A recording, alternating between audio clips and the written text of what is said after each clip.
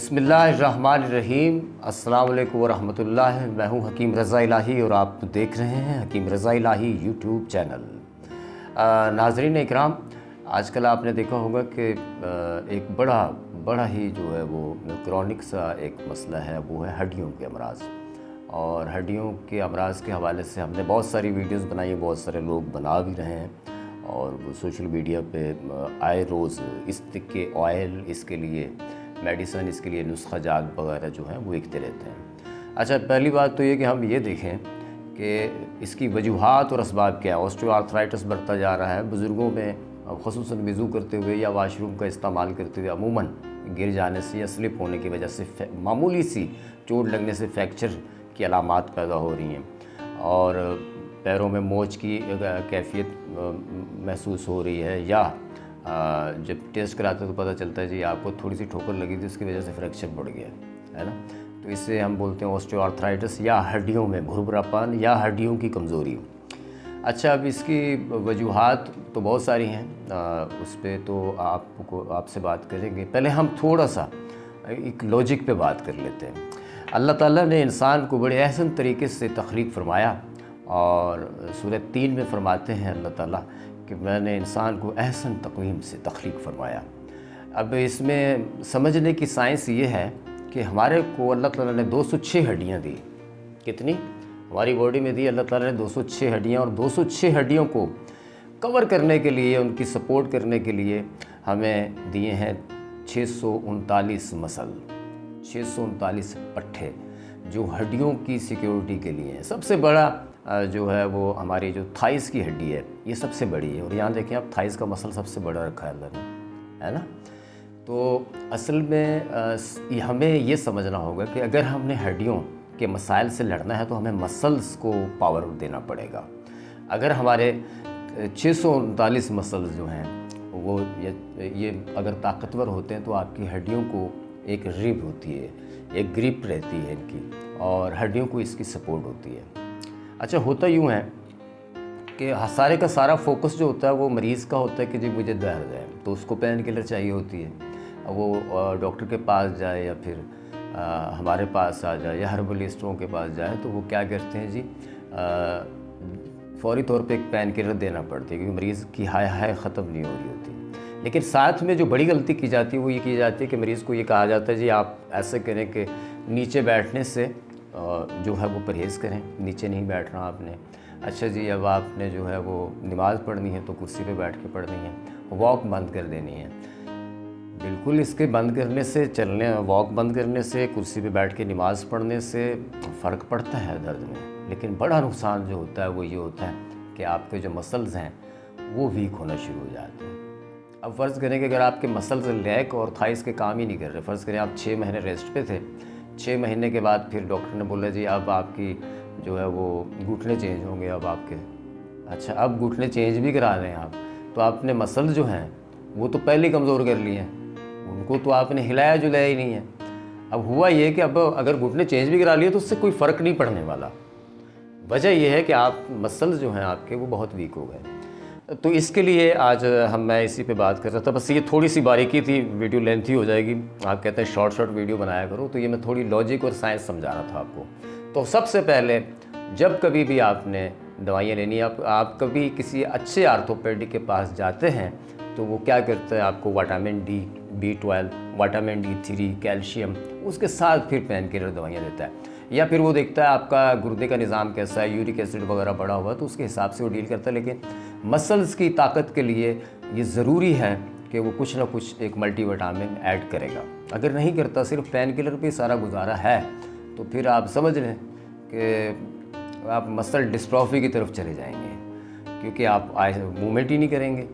तो हमने क्या करना है, एक तो हिम्मत करनी है कि सिर्फ पेशेंट इतनी हिम्मत करे कि सुबह उठे, हल्के से शूज़ पहन लिए, बैठे बैठे आपने दीवार के सहारे से आपने जो है वो टांग को थोड़ा सा ऊपर लगाया, पाँव को ऊपर लगाया, पाँव को नीचे रखा, मूव किया जितना कर सकते हैं, इतना मसल्स को मूव किया, बाजू को किया। उसके साथ साथ आप जितनी बॉडी को हरकत दे सकते हैं, इसके दौरान थोड़ी तकलीफ़ होगी आपको, लेकिन ऐसा होगा कि मसल्स आहिस्ता आहिस्ता आपके एक्टिव होना शुरू हो जाएंगे। आप इतने छोटे छोटे कदमों के साथ चलें दीवार के सहारे से चलें, वॉकर से चलें। चलना ज़रूरी है। जब आप चलेंगे तो आपके मसल्स जो है वो हरकत करेंगे। अल्लाह ताला ने एक दिल यहाँ रखा हुआ है हमारे सीने में, एक दिल हमारे पाँव के तलवों के नीचे है। पता है कैसे? जब हम चलते हैं तो दिल की धड़कन जो है वो मज़बूत होती है। उसके साथ ये होता है कि जो हमारा मेटाबॉलिक रेट है वो बेहतर होता है, और पट्ठों को डील करने के लिए दिल जो है उसकी पंपिंग जो होती है ना, उसकी जो धड़कन है वो बहुत ज़रूरी होती है, जो पावरफुल होती है। हम जब पैदल चलना शुरू करते हैं तो उससे ये होता है कि दिल के उज़लात को क़ुव्वत मिलती है और वो खून को प्रेशर के साथ डालता है, जिससे मसल्स को क़ुव्वत मिलना शुरू होती है। तो हम जब तक मसल्स के लिए थोड़ी बहुत एक्सरसाइज नहीं करेंगे, आप 2 kg वेट उठा सकते हैं उठाएं, 5 kg उठा सकते हैं उठाएं, 10 kg उठा सकते हैं उठाएं, लेकिन अगर 5 kg उठा सकते हैं उठाएं, 2 kg की सकत है 2 kg उठाएं। आप इस हाथ से उठा रहे हैं, कभी इस हाथ से उठा लें। 40 कदम 60 कदम चलने की कोशिश करें। एक हफ़्ता आपको तकलीफ़ होगी, मुझे पता नहीं मुझे क्या कहेंगे आप उल्टा सीधा, लेकिन एक हफ़्ते के बाद जो बेनिफिट मिलेंगे ना इसके, वो बड़े ज़बरदस्त होंगे। अच्छा, अब ये है कि अगर आपको चलने से थकन होती है तो उसमें आप क्या करेंगे जी, हल्का सा मसाज करवा लें, अपना घुटनों को मसाज करवा लें, थोड़ी सी टकोर करवा लें, थोड़ी सी थेरेपी करवा लें, थोड़ा दबवा लें।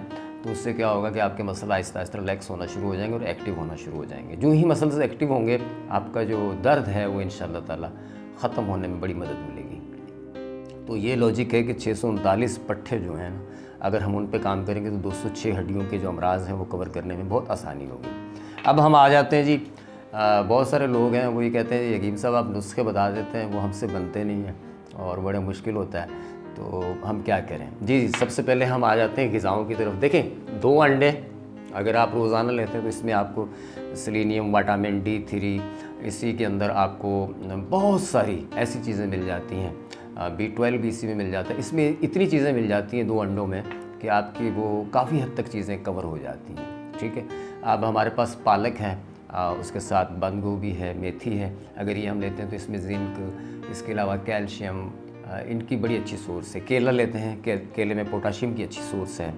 तो बहुत सारी ऐसी चीज़ें हैं जिनके हम ग़िज़ाई तौर पे भी अगर हम जाएं उस तरफ तो बेहतरी रहती है। परहेज़ होता है जिसमें चावल है, लस्सी है, तमाम ठंडी बर्फ़ मिली चीज़ें हैं। बहुत सारे मैंने देखे गठिया के मरीज़ हैं, ऑस्टियोआर्थराइटिस के मरीज़ हैं, मोहरों के दर्दों के मरीज़ हैं, वो ठंडा पानी पी रहे होते हैं, यख ठंडा पानी, लस्सी पी रहे होते हैं, तो उससे दर्द और बढ़ेंगे, क्योंकि आपके मिजाज में सर्दी और खुश्की बढ़ेगी, उसकी वजह से बलगमी कैफियत बढ़ेगी और फिर दर्द शिद्दत इख्तियार कर जाएगा। अब करना ये जी, हम घर पे क्या कर सकते हैं? हमने लेनी है साबुत हल्दी, और हमने लेनी है जी दालचीनी, हमने लेने हैं लौंग, और इसके साथ हम लेंगे बड़ी इलायची। अच्छा, ये चारों चीज़ें जो हैं बराबर वज़न लेके इनको पीस के रख लें। इसका आधा चाय का चम्मच सुबह शाम लेना है खाने के बाद। अब इससे ये होगा कि आपका ESR वो नॉर्मल होना शुरू होगा। RH आहिस्ता आहिस्ता जो है वो उसके टेस्ट में आप जाएंगे तो उसकी वैल्यूज़ में काफ़ी फ़र्क नज़र आएगा। एक चीज़ ये होगी। दूसरा ये हो गया कि आपने जिंजर आती है, अदरक। अब अदरक खुश्क है तो आप उसका पाउडर बना लें, पाउडर बना के आधे चम्मच दिन में 1 दफ़ा इस्तेमाल करें। अगर नहीं कर सकते तो आपने क्या करना है कि अदरक को एक थंब के करीब ली, उसको बारीक बारीक कश कर लिया या काट लिया। अब दाल खा रहे हैं, सब्ज़ी खा रहे हैं, जो कुछ खा रहे हैं उसके ऊपर अदरक डाल के खाना शुरू कर दें। आप देखेंगे आपको ऐसे फ़ायदे होंगे कि ख़ुसूसन सर्वाइकल पेन वाले मरीज़, जिनको मोहरों के मसाइल हैं, जिनको कमर का दर्द रहता है, इस चीज़ को सिर्फ कंटिन्यू रखना है। 30-40 दिन तक कंटिन्यू रखेंगे, ब्लड सर्कुलेशन अच्छी होगी, छोटी छोटी जो वरीदें, शरियानें, बारीक नसें, बारीक बारीक सी जो नसें ब्लॉक हैं वो खुलना शुरू हो जाएंगी। परहेज़ ये रखेंगे जिसमें चावल, लस्सी ये इस्तेमाल नहीं करेंगे। अच्छा, दूसरा ये है कि एक जो मार्केट में मिलने वाली चीज़ें हैं, इस हवाले से उसमें जो किसी भी पाकिस्तानी ब्रांड की आप ख़रीद सकते हैं, उसमें माजून सूरनजान है, माजून चोब चीनी है। अगर ये दोनों मिक्स करके लेते हैं आप 1 चाय का चम्मच सुबह शाम, तो ये आपके सियाटिका पेन, कमर के दर्द, इसके साथ मोहरों के दर्द और जो पेन किलर आप खा रहे हैं उनके डोजेज को कम करवा सकते हैं। यानी कि अगर आप 2 टैबलेट सुबह शाम की ले रहे हैं पेन किलर, तो आप 1 पे आ जाएंगे। हाँ, अगर आप स्टेरॉइड पे हैं, क्योंकि आजकल मैंने देखा है कि वो तमाम हर्बल स्टोरों पे या होम्यो स्टोरों पे मैंने देखा है, अक्सर मेडिकल स्टोरों पे देखा है कि पेन किलर के लिए एक मखसूस किस्म की दवाई बिक रही है, उसके ऊपर जॉइंट की तस्वीरें बनी हुई हैं। अब वो 200-250 की आती है, 10 दिन 15 दिन चल जाती है। अब है क्या वो, बस अल्लाह ही जाने। लेकिन आप उसके खाते जाएंगे, उसको जब छोड़ेंगे तो फिर मसला बन जाएगा। तो इस तरफ नहीं है, हमने इलाज बिलग़िज़ा और इलाज असूल के तहत आना, और तीसरा इलाज मैंने आपको बता दिया, आप यकीनन करेंगे। कौन सा? कि आपने उठना है और उठ के टहलना है थोड़ा सा। अच्छा, एक जड़ी बूटी सब जगह मिल जाती है, उसको हम बोलते हैं अश्वगंधा, असगंध नागौरी भी बोलते हैं। तो एक नुस्खा और भी है, उसमें लेना है आपने असगंध नागौरी लेनी है 100 ग्राम, मोरिंगा लेंगे आप, मोरिंगा के पत्ते ले लें, वो ले लें 100 ग्राम, और इसमें हम शामिल करेंगे सूरनजान शीनी, ये डाल लेंगे 50 ग्राम। इसको खूब अच्छी तरह से बारीक पीस कर पाउडर बना के रख लें, और इसका आधा चाय का चम्मच सुबह शाम पानी या दूध के साथ खाएं, इससे भी बहुत फ़ायदा होगा। ये मैंने वो नुस्खे बताए हैं जी जो आप ख़ुद बनाएंगे, हकीम साहब से मंगवाने की ये ज़रूरत नहीं है। मुझसे बराह रास्त मिलना हो आपने, हड्डियों के अमराज के हवाले से, सर्वाइकल पेन के हवाले से, कमर और मोहरों के दर्द के हवाले से, L5, L4, L6 का इशू हो, सर्वाइकल पेन का इशू हो, फ्रोज़न शोल्डर हो, या वो बुज़ुर्ग हजरात हैं जिनको हड्डियों के मसाइल रहते हैं, मुझसे मिलना हो तो नीचे दिए गए नंबर्स पे आप मिल सकते हैं। अपनी मेडिकल रिपोर्ट्स को साथ लेके आइएगा, तो इंशाल्लाह अल्लाह बेहतर करेंगे। और बाकी ये जो नुस्खे मैंने बताए हैं जी, अब आप गिला नहीं कर सकते मेरे से कि हकीम साहब ने नुस्खा नहीं बताया, है ना, अपने मंजन बेच के चले गए। अच्छा, दूसरी गुजारिश आपसे ये है कि जी पेज को लाइक और फॉलो करें, और शेयर ज़्यादा से ज़्यादा करें, और लाइक फॉलो ना भी करें, शेयर लाजमी करें, सवाब मिलेगा। क्योंकि ये इस वक्त बुज़ुर्ग हजरात, नमाजी हजरात जो हैं, वो इसमें ख़ुसूसी जिन्होंने 5 वक्त नमाज़ पढ़नी है, रुकू भी करने हैं, सजदे भी करने हैं, घर से चल के मस्जिद भी जाना है, सुबह वज़ू भी करना है, ठंडे पानी से भी गर्म पानी से भी, तो अगर उन लोगों तक ये नुस्खा पहुंचता है और ये मेरी बातें पहुंचती हैं और वो इन पे अमल करते हैं, उनको फ़ायदा अगर होता है, तो उसमें आप भी सवाब के हिस्सेदार होंगे, हैं, मुझे भी सवाब मिलेगा, और इंशाअल्लाह ताला लोगों को शिफा होगी, लोग दुआएँ देंगे। ठीक है जी, पेज को लाइक, फॉलो और शेयर ज़रूर करिएगा। अल्लाह निगहबान।